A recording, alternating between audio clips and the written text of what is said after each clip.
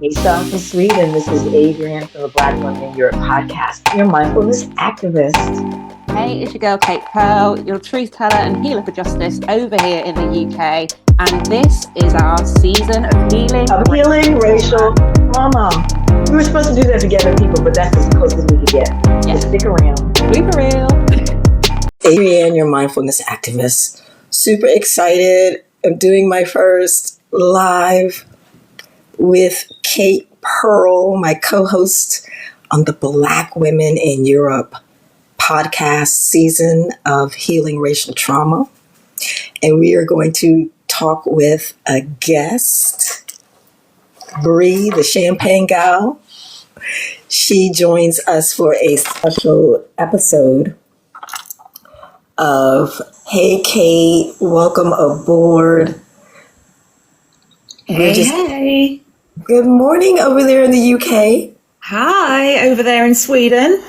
Yeah, 11 a.m. over here, 10 a.m. for you. I was just welcoming people and letting them know that this is our first live together where we have a guest. It is. We've popped the live cherry. We've got a very special one on, haven't we?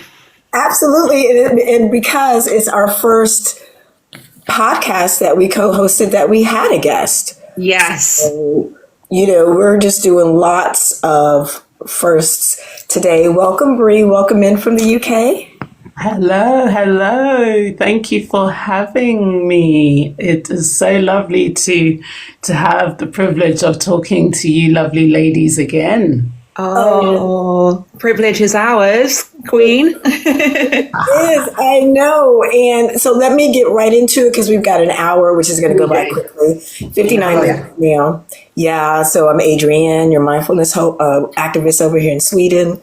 5 years I've been doing the Black Women in Europe podcast, but this season is super special because it's the season of healing racial trauma, and Kate Pearl of Kate Pearl's Pearls was gracious enough to agree to co-host this and drop all the gems that she's given you all on TikTok. If you're not already following Kate Pearl's Pearl. It is a tongue twister a bit. Kate Pearl's Pearls. There you go. Tell us briefly what you do on Kate Pearl's Pearls.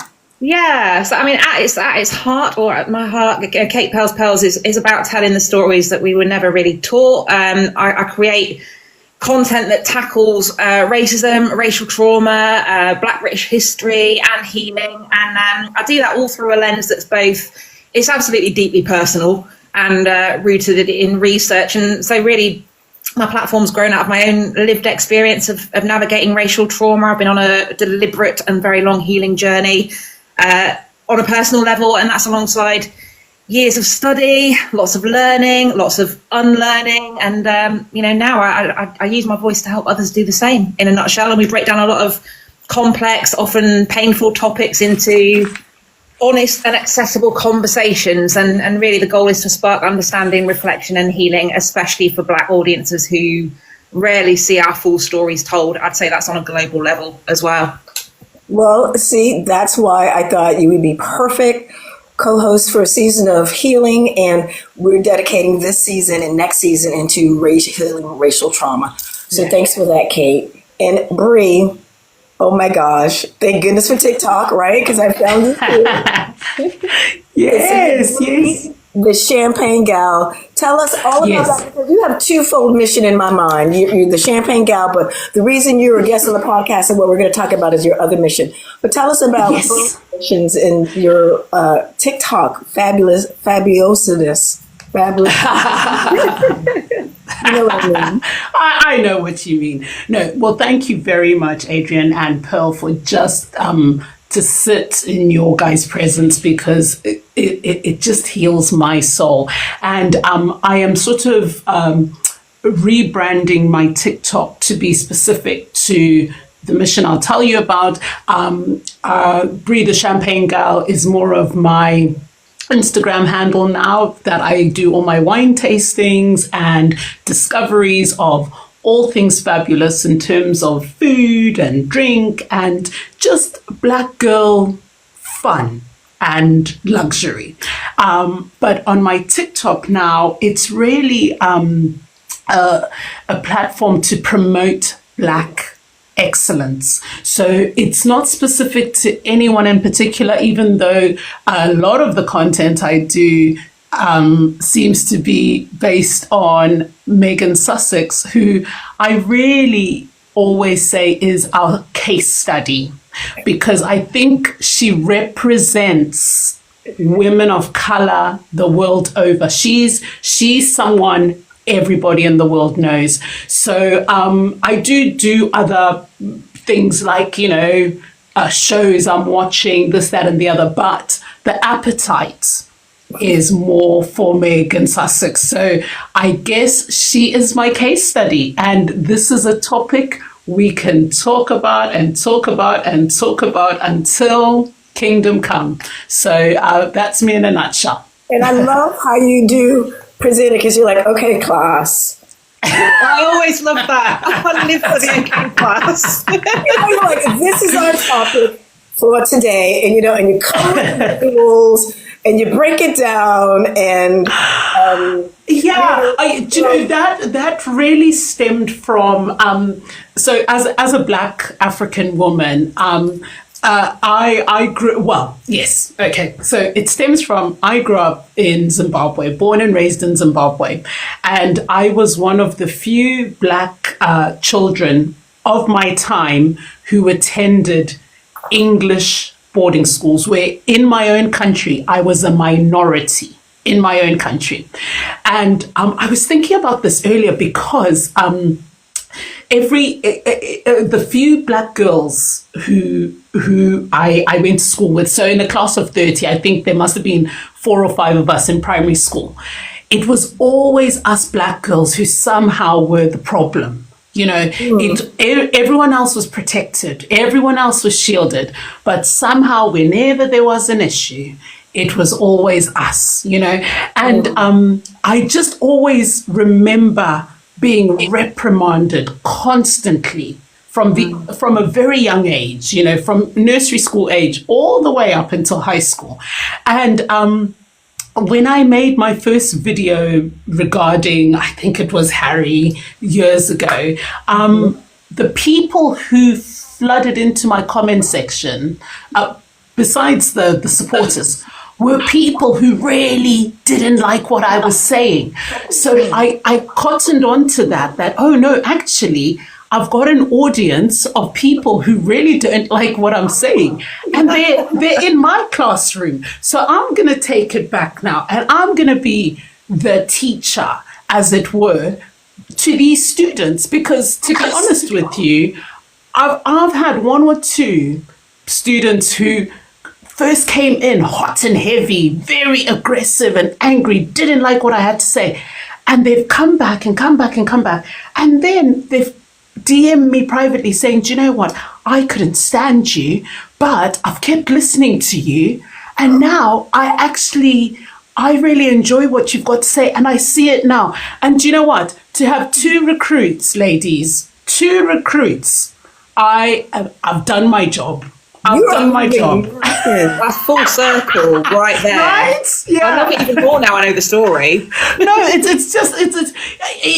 think a lot of these things, and in the spirit of being your authentic self and what people buy into nowadays, we don't want perfection. We don't want all these things that we can't live up to. We want someone who looks like us and is relatable to us, or even is someone who doesn't look like us but is speaking a language that we can attain and can understand. And really, ultimately, ladies, I do this for my own entertainment because I enjoy myself. I enjoy myself. But then the benefit is that there are people tuning in, there are people listening, and there are people actually getting something from it. And if we as a Black community can support one another in such a way, like Adrianne, like you said, you found me here on TikTok, and we can start developing these kind of conversations and just like the sisterhood. That's what I'm here for. That's the ultimate goal. Well, I am all about the sisterhood. And you know what? It's like, I'm not paying you to say this, but you know what? Next year will be the 20th anniversary of my Black Women in Europe blog. Oh, wow, that's amazing. It was like, Incredible. It is. And it's like, time goes so fast, but nobody was doing anything like that then. Yeah. I think 20 You're years a pioneer. Yes. And then out of that, I think we talked about this before. I did a power list because Michelle Obama inspired me for that when she was on the cover of Time or something, one of the most powerful women in the world. Let's talk about your argument that Meghan Markle Sussex is the most powerful woman in the world. Oh, so that is something that I have just been in the last couple of months. I mean, because I've lived through the whole kind of start of this whole thing. And even prior to the start, I knew Meghan Markle as the actress on Suits, and I loved her. Yeah. I absolutely loved her because she was strong, she was assertive, she was a woman of color, she stood on business. Now, just with all the videos I've been making and all the press that I am bombarded with on a daily basis, actually proves to me without a shadow of a doubt that Meghan Sussex is the most powerful woman on the planet. And I said it. Bree said it. So come to me if you want to talk about it. And I'm glad you said it, Adrianne, because let me tell you something.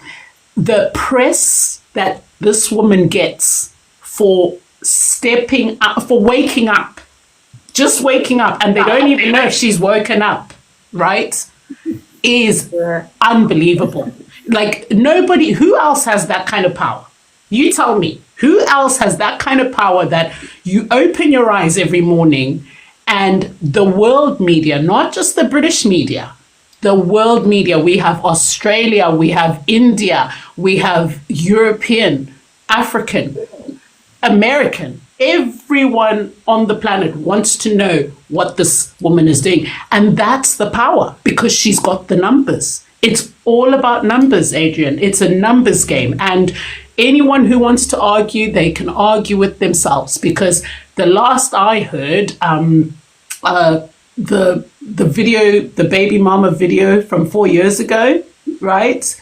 They've rehashed it. I did a video on it yesterday because they had nothing. They couldn't fault anything about the Emma Gurdy podcast she did, the business lesson, I called it. So they've rehashed the baby mama dance, and I think it's something like 50 plus million views.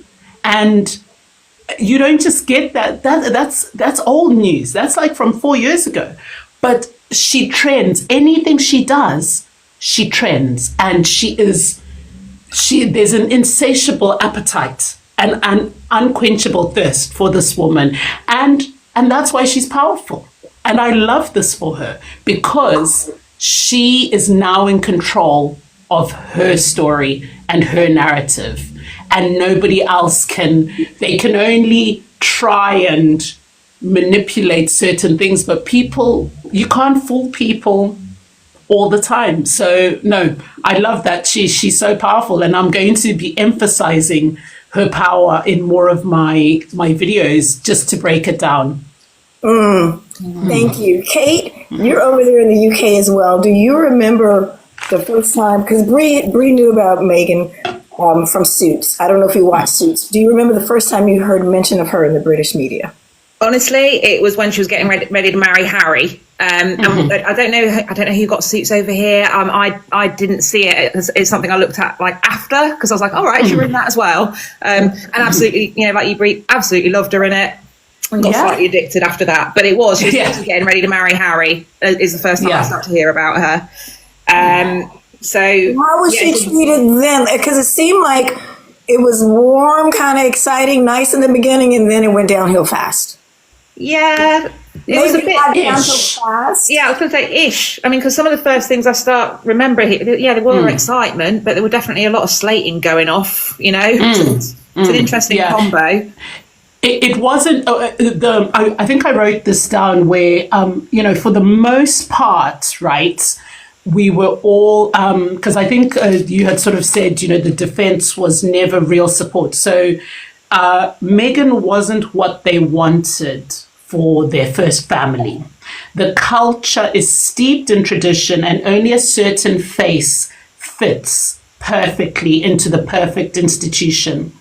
Hence all the unsuitable choice and exotic DNA. This is what we were getting in the press. So it was never really like open arms to begin with. There were some independent outlets that were encouraging the union because they were quite sort of, wanting a radicalization and we all did get swept up in that royal wedding fever because everybody likes a royal wedding. It's good business for the country, and it's also we get a bank holiday out of it, and I think it was a lovely spring summer, so it was just exciting times. But Kate's absolutely right.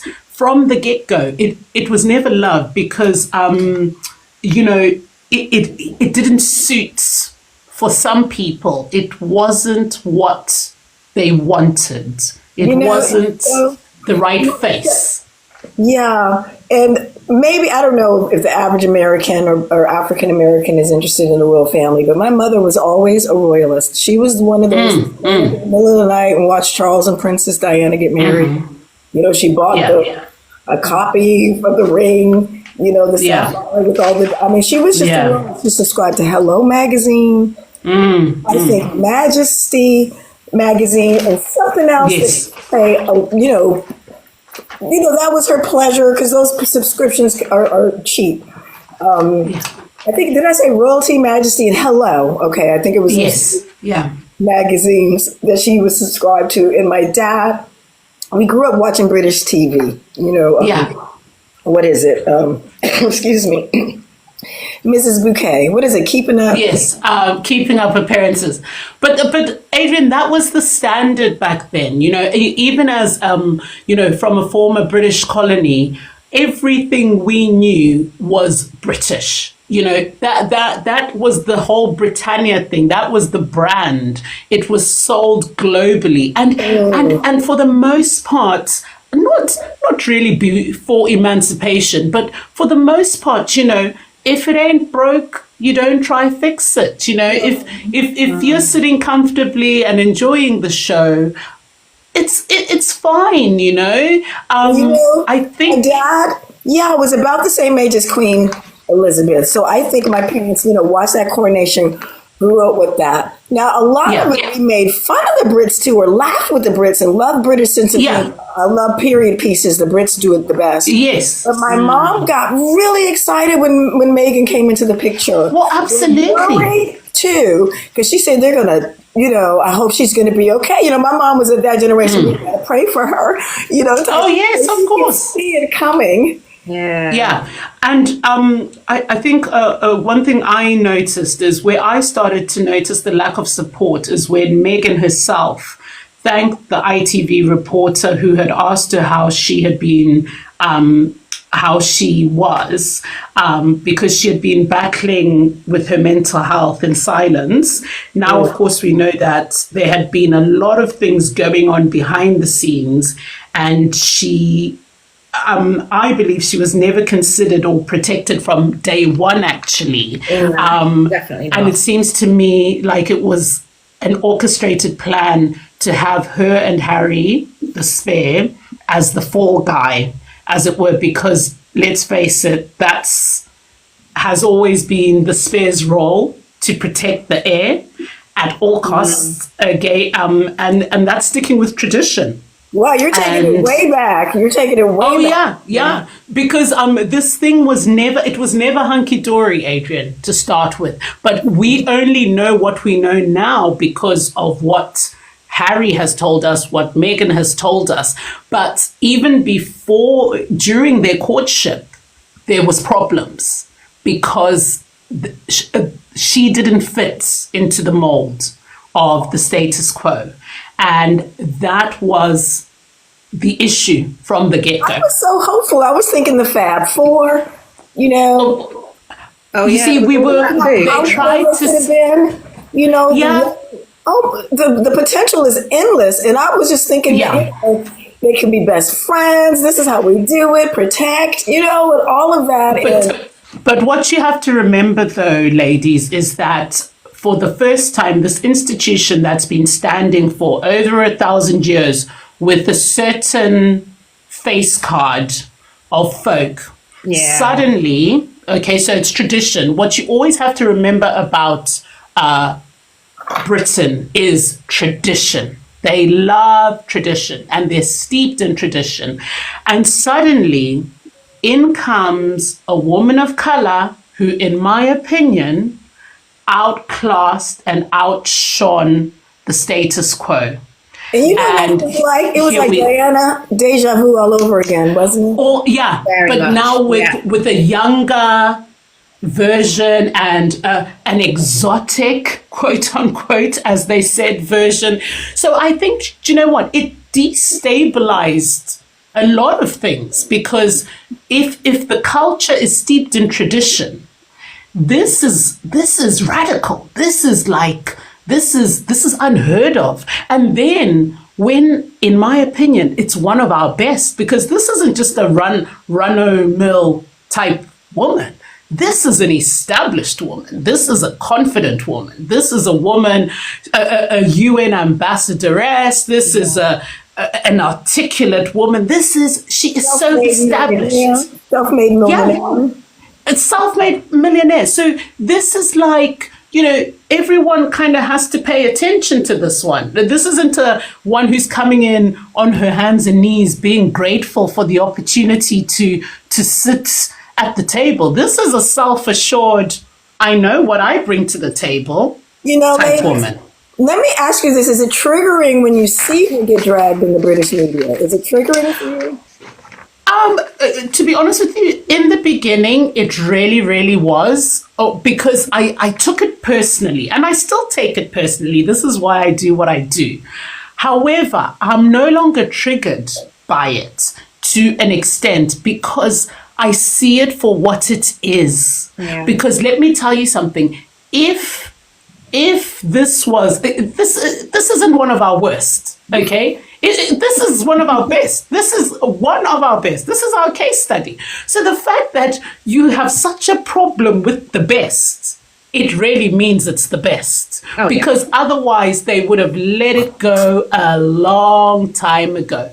The day they got on that freedom flight, they would have let them go. But no, they followed them on the flight, and they live with them in Montecito. They live in their house. They know everything they're doing in the privacy of their home. So I'm no longer triggered. And I think that's some of the literacy I want to encourage some of my viewership, because it is horrible. It's not nice to see a woman of color being told, even whatever she does, whether it's good or bad. I mean, all we ever see is good from our community, because I think she holds her role in good esteem. We really haven't seen anything that she's done that's bad, unless people are talking about the truth is bad. Well, it's all made up. It's all made up. So I'm no longer triggered, and I actually find it funny, because I will then do my little analysis or my comparison, and I see it for what it is, and I want to encourage others to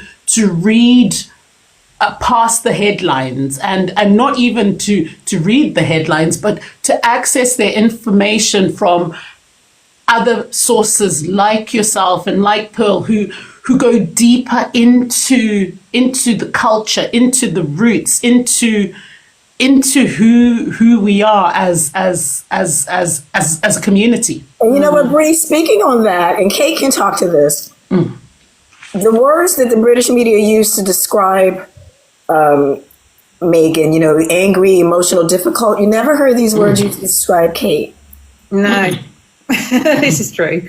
And, you know, just going on, you know, what I think Bree does such a great job of. And I love what you broke down there, because like the media's defense of Meghan, you know, never being real support, you showing up, you know, the patterns of press bias and how the treatment, what I think you're speaking to here is how we do need to learn, and it would be beneficial for all of us, is the art of pattern recognition.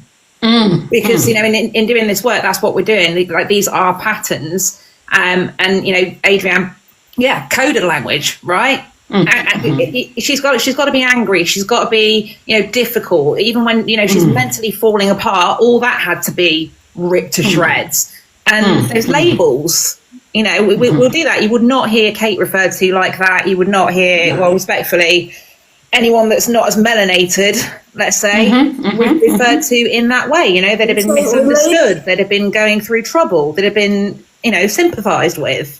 And they don't even want to talk about that. And you know what? I don't want to get completely off course, but I've seen someone on TikTok share a video, and it's, I don't know if it's an interview of both Princess when they were younger. It was after, I guess, some inquest into Princess Diana's death. And they were, I remember the future king saying that, you know, she was right to be paranoid. You know, the media was bothering her. And then Harry, the spare, said it proved she wasn't paranoid. She was telling the truth. Yeah. So one is willing to label his mom paranoid, and the other is willing to stand in her truth. And that's still, I think that's the role with the heir and the spare. The heir has to protect the monarchy at all costs, even if it means to put the under the bus. Yeah, but also in the wider dysfunctional family makeup, let's look at that. Yeah, in the wider dysfunctional family makeup, there's always a scapegoat. And I believe that both Harry and Meghan, in their own individual situations, but also as a couple, have absolutely been dealing with that. Yeah, and that was even long before the actual marriage, because this is why I say it was an orchestrated plan to have that in place. And, you know, I think I said previously, everybody loves a villain, and more so a villain who is black. That's their favorite type of villain, because it suits the narrative. But I wanted to just sort of echo what you were saying, Kate and Adrianne, in the sense of the disparities that we see played out. So with the press biases and comparisons. So one princess is said to be nurturing by cradling her bump, and the other, why can't she stop touching her bump? Experts say it's vanity. Then another princess. Who? Yeah. Let's have a quiz. Who were they talking about? Yeah. Well, and then one princess cures her morning illness, her morning sickness, with healthy avocado breakfast every day, and the other, her eating avocados is causing human rights abuses and violations. And, you know, and then it gets to a point whereby, because of the media manipulation and because of a lot of the society being illiterates, we have a duty as women of color to stand up. And if we've got platforms like these, we you know, we can't just sit there and let how one of our best be completely made to be this wicked witch of the West when they're doing the exact same things. Bree, let me. I don't know if you saw this, but recently, the future queen visited, I don't know, a museum or something, and the general warning for the public is to wear flat shoes because it's uneven surface. Yes, I know what you're talking about. Okay, so she went in heels, and the headline was like, she can navigate the floor. So this is what I've always said, Adrianne, about how society or the patriarchy praises mediocrity. So mediocrity. Walk on heels. It was headline news. It was headline news that a woman shows up wearing heels, and even though she was told not to wear heels, isn't she saintly? Isn't she so remarkable? Isn't she amazing? The shoes, you know, like with the red. But you can imagine if Duchess of Sussex showed up in heels when she was told to wear flats, right? The headline would have been if she showed up in flats when she was told to wear flats, she couldn't even bother to look elegant. It's so ludicrous. And this is why we cannot get triggered by it anymore, because if you start to access your information from people who look like you or people who sound like you, they can break it down for you. Look, I'm not saying I'm an expert. I just am able to read between the lines and I can discern.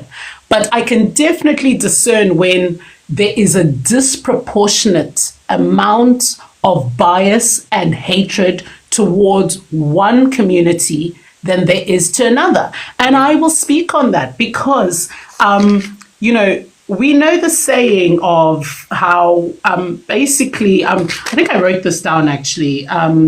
Where did I write it? Okay, so one of my motivations is I just want to taper down all the nonsense because this affects our community. And the saying is, that saying that nobody's coming to rescue us, nobody is coming. So my view of it is women and children first. We've got to rescue ourselves, ladies. There is nobody coming because the way they have shown us that they're definitely not coming for us. Who's well, they are coming us? For us a lot of the time. Oh, yeah, coming to save us. Absolutely, you're absolutely right. They are coming for us, but not for the right reasons. Yeah. I want to say we do have great allies, who stand with us and do the work, and shout out to the true allies. We also have lip service allies. And in my opinion, unless something actually affects you personally, you're a bit removed from it all and frankly busy. And my own saying is, everyone wants to be an ally until it's time to do real ally business. Because, I get a lot of the support. And then when the proverbial hits the fan, everybody washes their hands. And this is why I just want on my platform and on platforms like yours, where we can have these conversations to empower all women like us, to, like with you, Kate, to stand up and start doing the work and to understand what all the trauma has done to us. The nuances. Absolutely. But shout out to the true allies, because I don't want to diminish what they do for us and as a community, but there's definitely, we as a community need to have more of a concerted effort to just keep rising up and tapering this nonsense, because there's so much of it. Yeah, and you know what? I'm so glad. Now, I don't know. I guess Oprah's the obvious choice. But I'm so glad that Meghan went to another Black woman who would be sympathetic in the space to tell the story. Yeah. And you know what? Also, Adrianne, a couple of years ago, we actually had 70 plus MPs sign a letter of solidarity here against the British press and their treatment and bullying of Meghan Sussex. And, this just shows that it's a crisis. If it was with our parliamentarians, if our own parliamentarians got together and penned a letter to say, this is uncalled for, because the disparities are so profound, they are so obvious, and they're steeped within the culture. And I think there is that underbelly of them, and you see it everywhere. You see it in all press clippings, not just Meghan Sussex, but how they choose to report on Black issues as opposed to white issues. So about a year or so ago, we had, she was called the most prolific serial killer, child killer, Lucy Letby, who was a nurse who basically murdered all these newborn babies. And all the headlines had her of a pretty face holding up, like a baby onesie, basically depicting that, she looks so angelic and lovely, and almost subconsciously saying, could she really have done this? Whereas, a young London boy, I think he was 12 or 13 or 14, gets killed by some man stabs this child with the samurai swords, causes havoc, and then it's reported knife boy. So it's everywhere we look, and it's things like that at the end of the day, this boy was a victim of knife crime. He didn't have a knife, but they referred to him as knife boy. And this lady who's actually killed all these babies and is actually currently in jail. I think they're trying to I followed it up until she was actually put away. But they put a picture of her being this angelic nurse, yet she's a prolific child killer. There you go. So it's all little things like that. And that's what I love about what Pearl does, is that she really, what Kate does, because she really breaks down for us that all these little things that we get drip fed just within society, it's not just you. It's not you. It's how it is, and this is how you learn to sort of get untriggered or start working within yourself to not let it affect you, although we should acknowledge that it affects us. So, I'm always so fascinated with the media manipulation. And this is why, we do have to stand up, those of us who have the voices to be able to do it, because, like I said, we have to rescue ourselves. You know what? Now that, don't you think it's brave, smart, wise? I mean, we can all take a lesson in it. They left, right? They asked for help, said we're not doing well, we're struggling, we're not getting support. Yeah. And they left. Why was that perceived as such a bad thing? Because of the scapegoat. They've always needed, for this thing to stay intact and on its legs, there always has to be, so with the air must be protected at all times. The air is perfect. The air is the future king of the land. The playbook to me is very dated, because I think that worked back in the 1800s or what have you, where the culture was basically you were either gentried rich or you were poor. There was no real kind of middle class.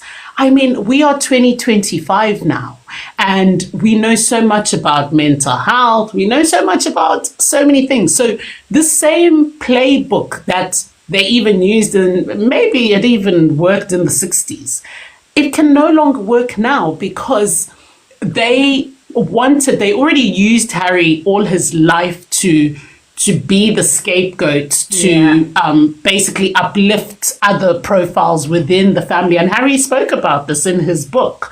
These are not my words.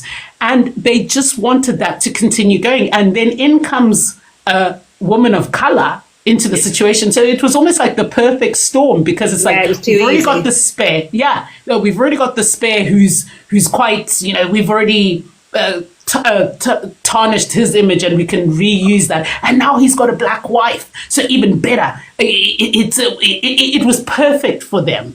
However, they didn't realize that this woman of color is a very intelligent woman who, in my opinion, showed up, assessed the situation. She showed up actually thinking, this thing is, I'm actually going to do good here and make a difference. And then she showed up, and just her sheer presence alone, and I wish I could have been in a room just standing next to her being herself amongst these people who must have, they were lost, because let's be honest, I think if we look at her CV, she's the most educated.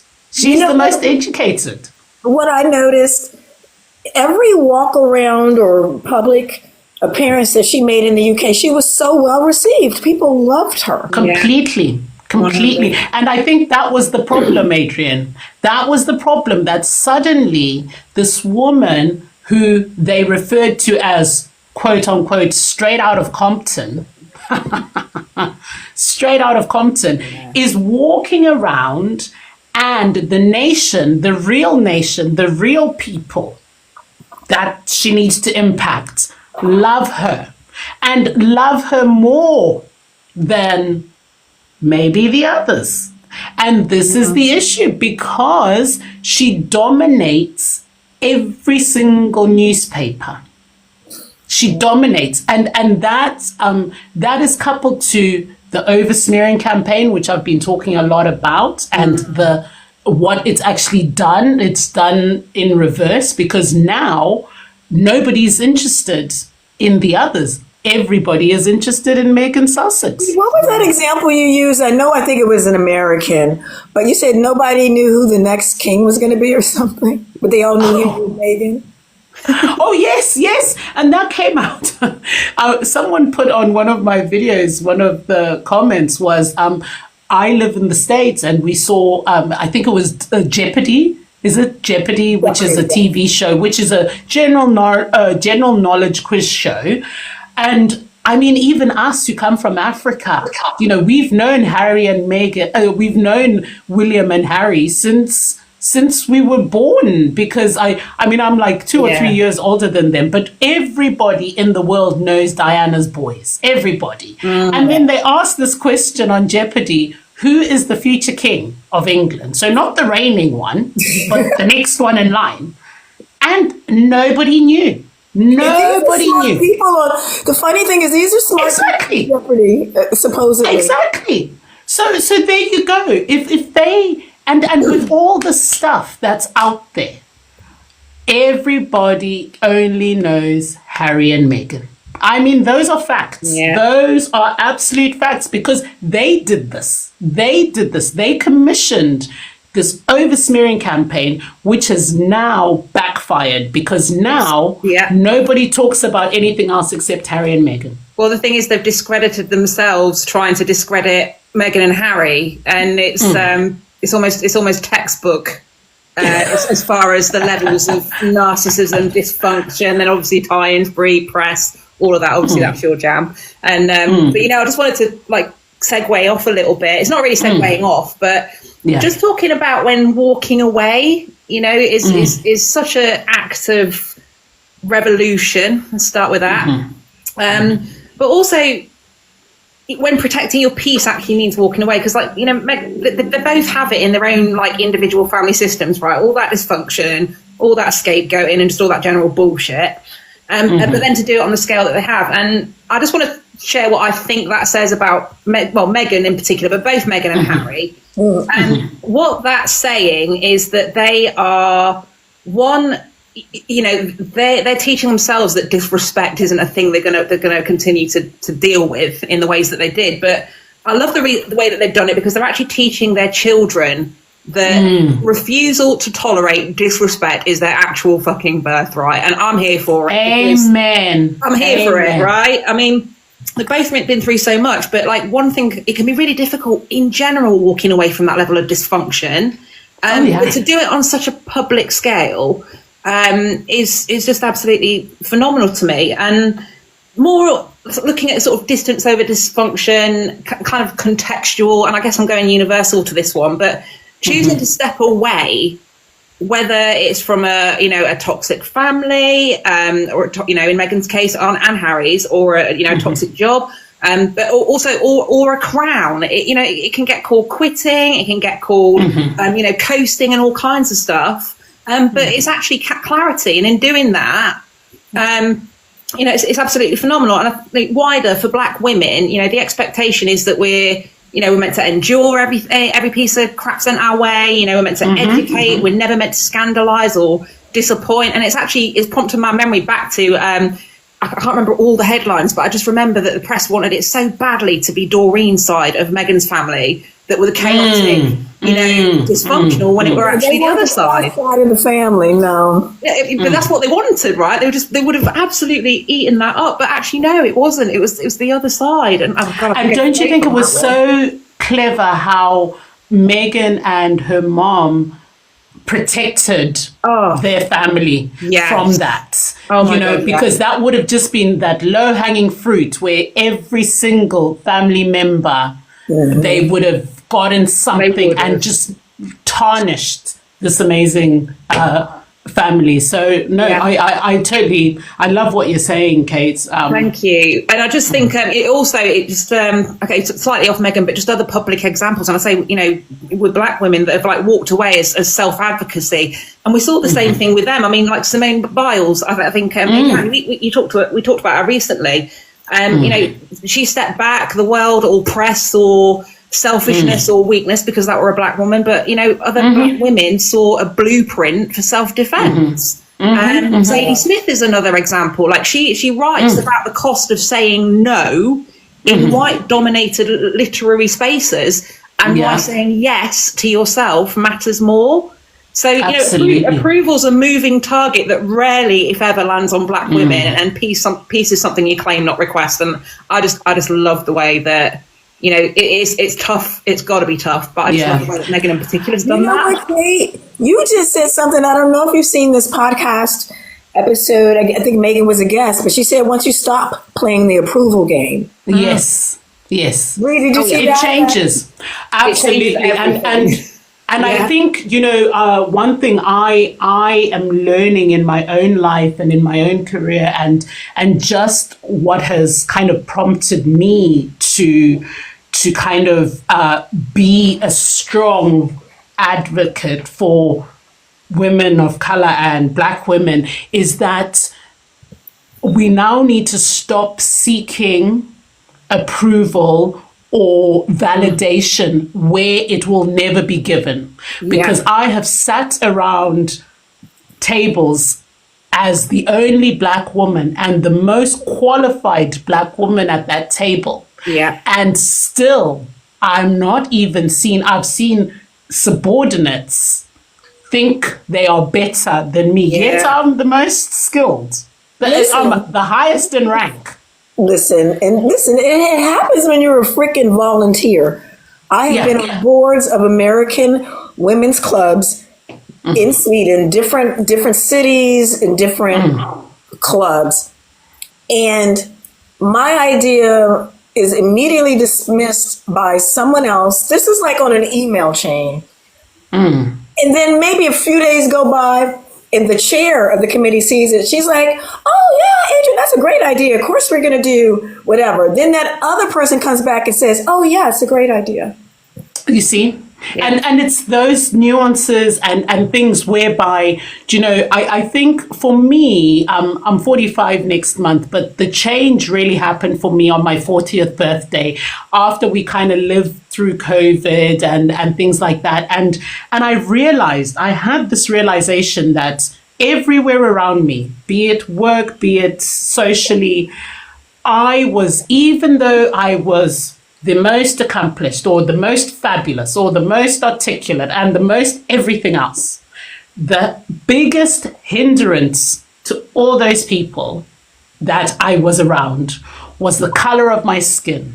And they could never give me my flowers for anything because I outshined them in every aspect. Like, and I'm self-assured in that because I've got my receipts. Like, I'm not just saying, oh, I'm this, I'm that, I'm that. No, I really am what I am, you know. But I noticed that I think inside me was a yearning of the validation that was never going to come. And then the switch happened for me. And I realized no matter what you do here, Bree, in all these circles, you could even proverbially display from your bottom a brick of gold to hand out to everybody. There would still be a problem because guess what? It's coming from your proverbial black ass. And you know, liberating. And when those things started happening to me, and I'm like, wait a minute, I'm a volunteer, and I'm doing all this good work. You know, this work. Being on those boards, you know, you don't renew your service, and And this is why, Adrian, and the this thing is, is why walking away, it's not always like dramatic either. Like, just again, No. it's boundary setting, it's declining extra work, it's refusing to let people take the piss or explain yourself. It's turning off your phone. Like, this is about how these things show up daily, or even just letting yourself rest without guilt. And I just think it's amazing, because sometimes like leaving is actually the fiercest form of activism, because it breaks the cycle of self-neglect, and it actually tells others, like, I refuse to model martyrdom for the next generation. In doing that, we're also saying we're not passing that trauma down. Fuck off. Absolutely. And do you know what? When you put it that way, the 3 occasions in my career where I had to leave a job I loved and was so good at, and I had all the turmoil within me because I was made to feel like I somehow am the bad person when I was the wrong party.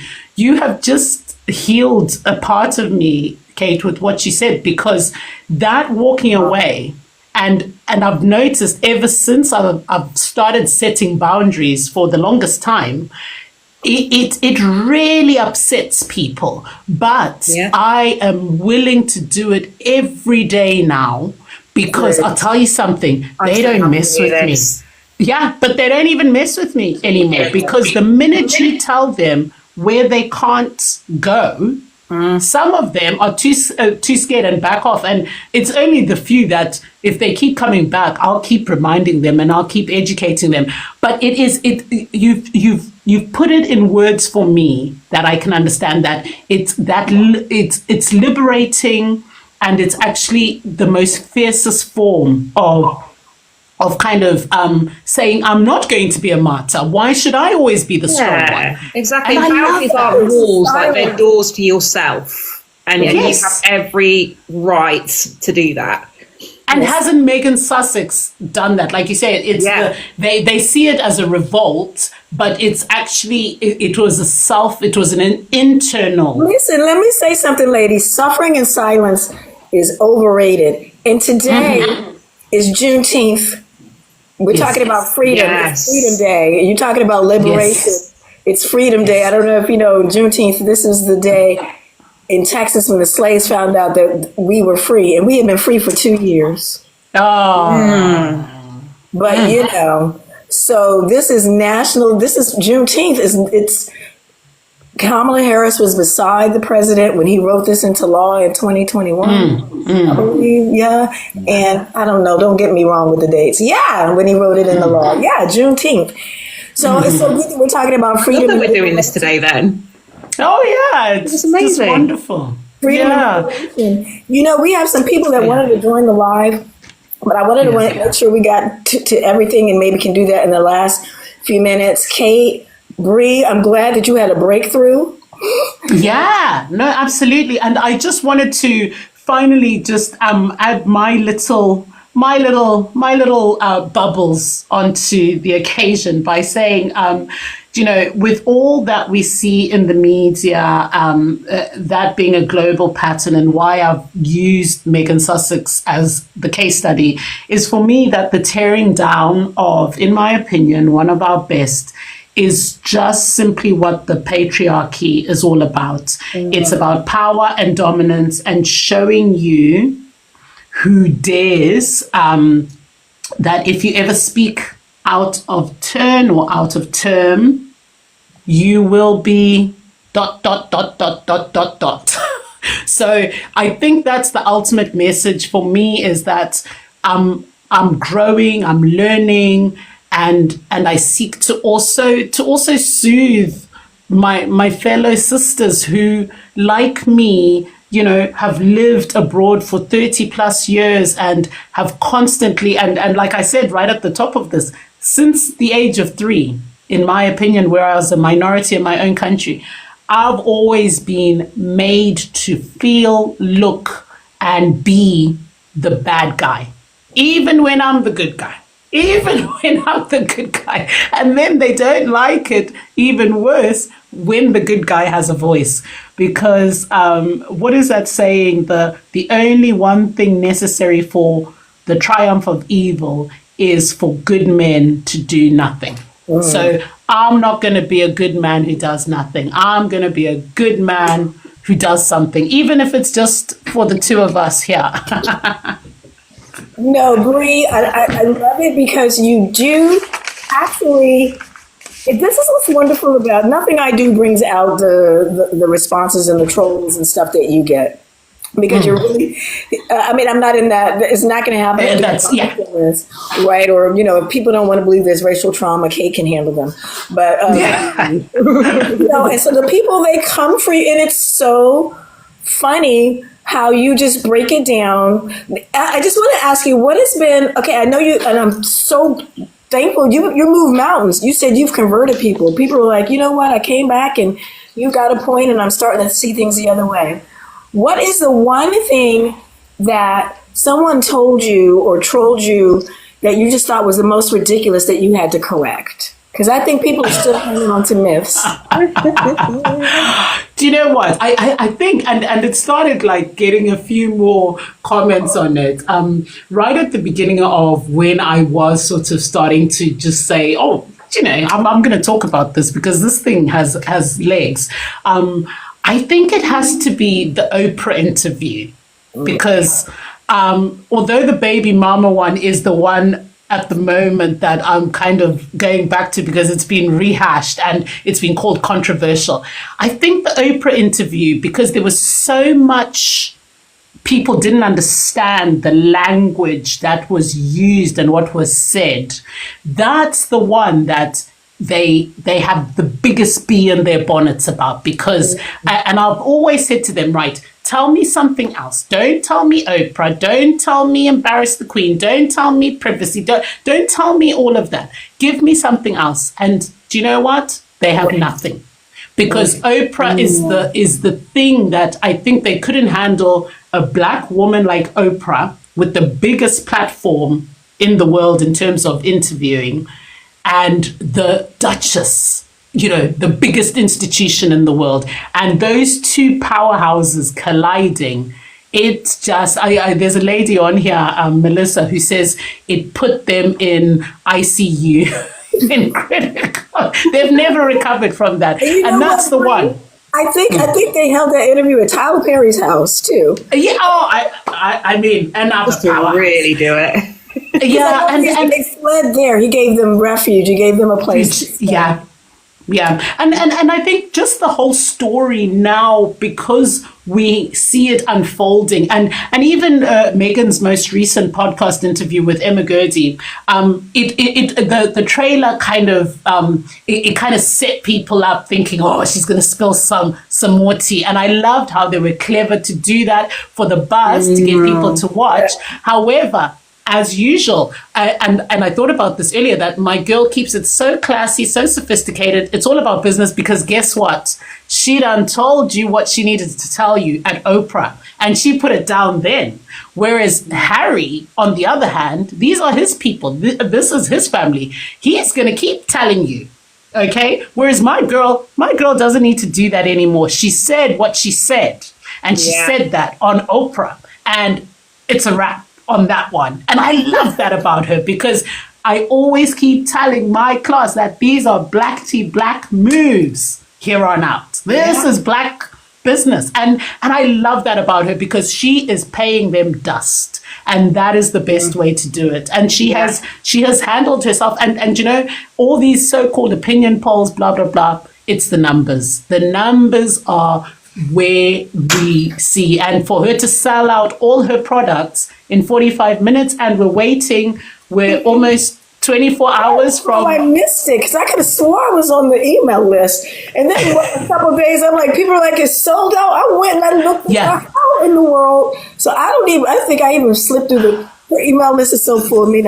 So the first product drop was purely for the United States, and now I am hoping that tomorrow's drop is going to be a global one, but we don't know. So we'll see. But listen, I think these products are going to become readily available for everybody at some point, just purely by the success. But I'm just so grateful that we can promote Black excellence, and we can promote Black girl luxury, and we can promote sort of just a space for people who look like you and me, where we are free to express ourselves and our opinions. We mentioned this, I think, on the podcast, not to give, you know what, we do a full podcast about this. It drops August 7th. I made a mistake and posted it earlier. People listen to it. We love the enthusiasm. It's great. But it's coming back August 7th. So that's why we're doing this. But we talked about welcoming your friends into your home, making sure they're comfortable when they stay over. That's always been a part of our culture and what we do. And to see her do it on an elevated level. But I don't know if you saw this, Bree, and our hour's almost up and we didn't get anybody else up. But I remember one of the critiques of the people were like, she's making, and this was on a talk show in the British, lavender towels for their eyes. And yes, and the woman said, my guests are lucky if they get clean. I knew you were going to say that. And I mean, how could you even let those words come out her mouth? I was going to say, it's the thing that it happens, but the fact that it was so proud and loud. I know, proud and loud. And I over that one. And let me tell you something disgusting, number one. So my sister-in-law is coming to visit for the weekend. We have a lovely sort of weekend planned. And I'll tell you something. I'm picking the fresh flowers. The towels are folded. Everything. There's little magazines on the side table. Everything. I've got her favorite food in. I've got her what she likes to drink. It's called a hospitality. I am a hospitality major, so it is kind of what I do. But the fact that a guest can come to your house and you can't even give them clean time. I mean, home training we come from in the States. We call that home training. Oh, that is home training. And that is just for that woman. I mean, I think she must, because this will live on forever. Who's going to want to come to her house? Exactly. We're failing at adulting, in my humble opinion. Yes. Kate, wrap it up for us. Let you have the last word. I'm so sorry for anyone we didn't invite up, but I know that Bree and Kate have to go. But I know there was a brother in the UK. He was Maddox Music, I think, and Mammon. We love you. We're so glad you're here. We plan to do more of this, but I know the ladies have to go, but I want Kate to drop a pearl to wrap us up. Bree, thank you so much. And please come back. You know what? I need to email you to see when we can get you in for season 2. Would you be willing to come back?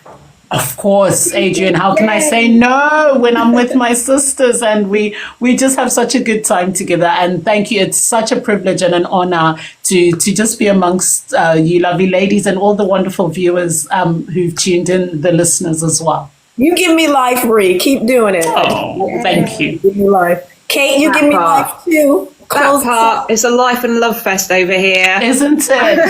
100%. But yeah, we have got to shoot. So more than anything, I just want to leave us with a takeaway. Obviously, come and remember to listen to us on August the 7th over on the Black Women in Europe podcast. But go back and listen to the season of Healing Racial Trauma in particular, because it is fire, not going to lie. But takeaway is that choosing your peace, that is an act of radical self-respect, people. Okay? So walking away from harm, it's not abandonment, it's choosing yourself and showing the next generation that survival isn't our only option. And that's why we're doing the work we're doing. And just keep being awesome. Thriving is what we're doing now. Yeah, we're not just surviving over here. We're thriving. Amen. That part. Okay, so we're going to take a deep inhale. Exhale through your mouth. And we're going to have an amazing day. Amen. Amen. Love you, ladies. I can't wait till we're together again. Yes, thank you so much, lovely ladies. Please keep doing the wonderful work you guys are doing. It won't be allowed. Surround yourself. Okay, my final words. We had the breath. My final words. Surround yourself with people who elevate you, who know things that you don't, and who want the best for you. That's what I'm doing. Love it. That part, love it. Thank you. Bye-bye. Take care. Bye everybody. Thank you. Thank you.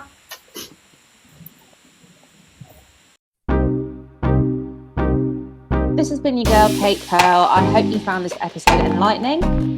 This is Adrianne, and I hope it's been healing. Bye. Bye.